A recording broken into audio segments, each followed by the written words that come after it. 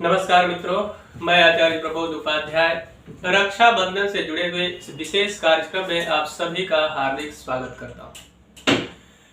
मित्रों, जैसा कि आप सभी को पता ही है कि रक्षाबंधन का यह महान पर्व, जो कि भाई बहन के प्रेम का अटूट प्रतीक माना जाता है, जो कि श्रावण मास के शुक्ल पक्ष के पूर्णिमा के तिथि के दिन प्रतिवर्ष बड़े ही हर्षोल्लास के साथ पूरे भारतवर्ष में मनाया जाता है। मित्रों, आखिर ये रक्षाबंधन मनाया क्यों जाता है और कब यह प्रारंभ हुआ था और इसका महत्व क्या है, इन सारी चीजों के बारे में जानेंगे। साथ ही ये जानेंगे कि रक्षाबंधन का महान पर्व इस वर्ष यानी कि कब मनाया जाएगा और रक्षा बांधने का शुभ मुहूर्त कब है। शास्त्र कहता है कि ये न बद्धो बलि राजा दानमिंद्रो महाबल तेन त्वाम प्रतिबध्नामि रक्षे माचल माचल। शास्त्रों में रक्षाबंधन का अद्भुत महत्व बताया गया है। सबसे पहले आपको बता दूं कि यह जो रक्षाबंधन है या रक्षा सूत्र जो इस कलाई पर बहन भाई को बांधती है, यह कोई साधारण धागा नहीं है। इस बात को समझने की आवश्यकता है। ये कोई साधारण धागा बिल्कुल भी नहीं है। इस बात को समझना होगा, क्योंकि शास्त्र क्या कहता है, ये न बद्धो बलि राजा दानमिंद्रो महाबलः। इस रक्षा सूत्र को बांधकर ही मां लक्ष्मी ने राजा बलि से अपने पति यानी भगवान विष्णु को छुड़ा लिया था। और यह रक्षा सूत्र है जो कि आपकी सदैव सुरक्षा करता है, आपके ऊपर आने वाली आपत्ति और विपत्तियों से आपको बचाता है। इसलिए इसको सदैव, ऐसे तो सदैव रक्षा सूत्र बांध कर रखना चाहिए, लेकिन राखी यानी रक्षाबंधन के दिन जो विशेष रक्षा सूत्र बहन भाई को बांधती है, या जहां पे बहन नहीं है वहां ब्राह्मण भी यजमानों को रक्षा सूत्र बांधते हैं। तो आइए सबसे पहले आपको बता दूं कि रक्षाबंधन का यह महान पर्व कब से आरंभ हुआ, इसको क्यों मनाया जाता है। पुराणों में ऐसी कथा है कि एक बार की बात है, दैत्य कुल में जन्म लिए हुए राजा बलि, जो कि स्त्रीलोक के सबसे बड़े दानवीरों में से एक हैं, उनके समान कोई दानवीर नहीं हुआ।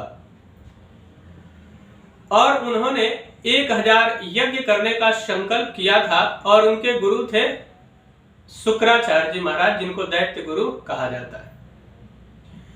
उन्होंने 999 यज्ञ कर लिया था। अगर 1000 यज्ञ पूर्ण हो जाता तो वह स्वर्गाधिपति देवराज इंद्र का सिंहासन उनको प्राप्त हो जाता और वह स्वर्ग के राजा बन जाते। लेकिन यह देवताओं को कतई भी मंजूर नहीं था और उन्होंने निवेदन किया भगवान नारायण से, और नारायण ने मन बनाया कि इनके 1000 यज्ञ को पूर्ण होने नहीं देना है। इसी के साथ भगवान नारायण वामन रूप धारण करके राजा बलि जहां यज्ञ कर रहे थे यज्ञशाला में पहुंच जाते हैं। वामन यानी छोटे बालक के रूप में, ब्राह्मण बालक के रूप में पहुंचते हैं। और वहां पहुंच करके भगवान नारायण ने राजा बलि को कहा कि हे राजा बलि, मैंने सुना है कि इस त्रिलोक में आपके समान कोई दानवीर नहीं है। क्या ये सत्य है? राजा बलि ने कहा कि बिल्कुल सत्य सुना है आपने। तो भगवान नारायण ने कहा कि फिर तो मुझे भी कुछ दान की आवश्यकता है, आप संकल्प करिए। तो उन्होंने कहा कि मांग लीजिए जो भी मांगना है। तो राजा बलि के ऐसा कहने पर भगवान ने कहा कि ये साधारण बात नहीं, सर्वप्रथम आपको संकल्प करना होगा कि मैं जो मांगूंगा वह आप मुझे देंगे। राजा बलि ने तुरंत हाथ में संकल्प करने के लिए अक्षत पुष्प और लिया। और उसके पश्चात दैत्य गुरु जो शुक्राचार्य थे वो समझ गए कि ये कोई साधारण मनुष्य नहीं है, साधारण भिक्षा मांगने वाला कोई ब्राह्मण नहीं है, साधारण दान लेने वाला नहीं है। यह तो भगवान विष्णु रूप बदल कर आया है, जो कि आपके यज्ञ को भंग करना चाहता है। ऐसा मार्गदर्शन शुक्राचार्य के द्वारा राजा बलि को प्राप्त हुआ। लेकिन राजा बलि ने कहा, यह तो मेरे लिए बहुत सौभाग्य की बात है कि भगवान मेरे दरवाजे पर दान लेने के लिए आए, तो मैं तो दान अवश्य दूंगा। ऐसा विचार किया। और उसी क्षण जब लोटे से जल गिरा रहे थे, उसी लोटे में दैत्य गुरु शुक्राचार्य समाहित हो गए, ताकि जल नहीं गिरेगा तो संकल्प नहीं होगा। और उसी समय भगवान ने कुशा लेकर के और लोटे में के छिद्र में डाल दिया, जिससे उनकी एक आंख फूट गई। तो उस समय राजा बलि ने संकल्प करके भगवान को 3 पग भूमि मांगा था। भगवान ने 3 पग भूमि का संकल्प किया और दान दे दिया। भगवान ने स्वर्ग तथा पाताल लोक दोनों ही माप लिए 2 पग में। फिर तीसरा पग कहाँ रखते, विराट रूप धारण किया था भगवान ने। तो उन्होंने कहा कि हे भगवान, मुझे ही माप लीजिए। भगवान प्रसन्न हुए और कहा, भगवान ने उनको वरदान दिया कि हे राजा बलि, आपको पाताल लोक का मैं राजा बनाता हूँ, पाताल लोक में आप जाइए। भगवान नारायण के आज्ञा से राजा बलि पाताल लोक के राजा बने और फिर कहा कि आप वरदान मांगिए। तो बड़ा ही सुंदर महल बना 52 कमरों का, और वहां पे भगवान से राजा बलि ने वरदान मांगा कि हे प्रभु, यदि आप प्रसन्न है तो ऐसा वरदान दीजिए कि मैं जिस दरवाजे से निकलूं वहां आपका ही दर्शन प्राप्त हो।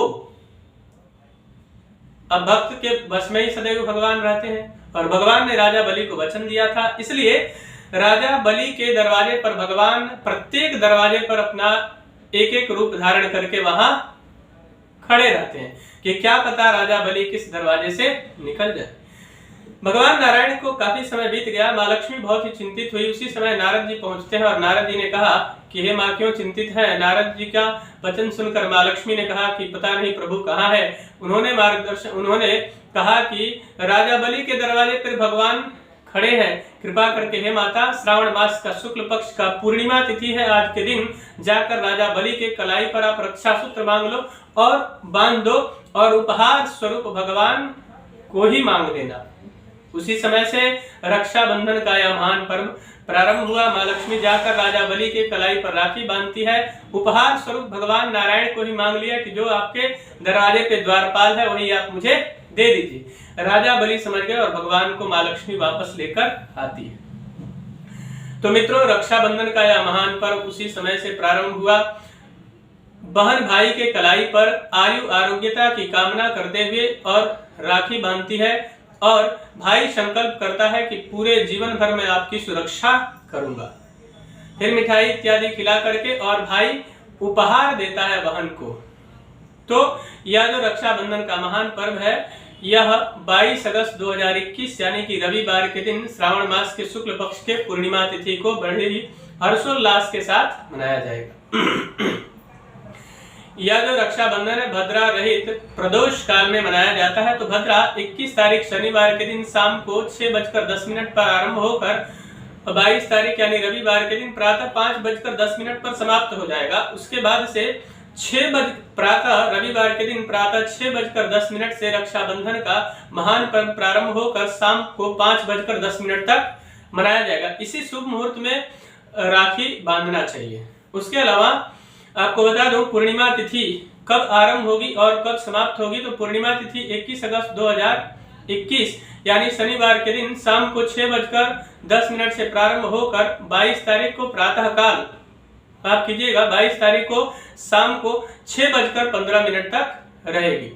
तो इस पूर्णिमा तिथि के दिन आप या जितने भी भक्त हैं सभी लोग स्नान इत्यादि करके प्रातः काल पहले दान पुण्य करें, भगवान नारायण का पूजन करें, फिर यह रक्षाबंधन का महान पर्व बड़े ही हर्षोल्लास के साथ मनाएं, जिससे जीवन में हमेशा खुशियां बनी रहे। मित्रों, मुझे आशा है कि मेरा यह कार्यक्रम आप सभी को पसंद आया होगा। मेरा एक निवेदन है कि अगर अभी तक हमारे चैनल को आपने सब्सक्राइब नहीं किया है तो कृपया चैनल को सब्सक्राइब करें, वीडियो को अधिक से अधिक लाइक और शेयर करें, बेल आइकन को दबाएं जिससे नई नई जानकारी आप तक पहुंचती रहे। तब तक के लिए इजाजत दीजिए। नमस्कार।